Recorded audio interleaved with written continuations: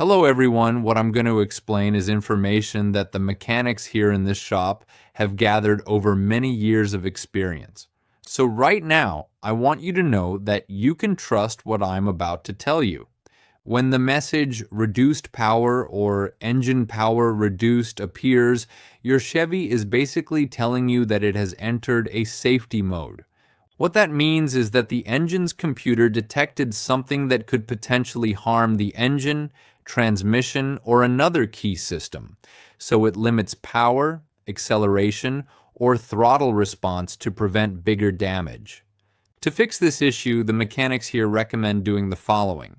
First, check that the battery is fully charged and the terminals are clean and tightly connected.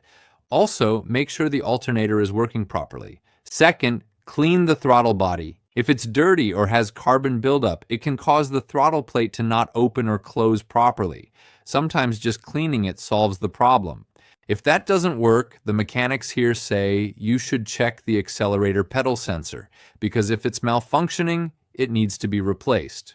Fourth, take the car to be scanned with a diagnostic tool. If the code P2138 shows up, you'll know it's likely related to the accelerator pedal sensor or throttle position sensor.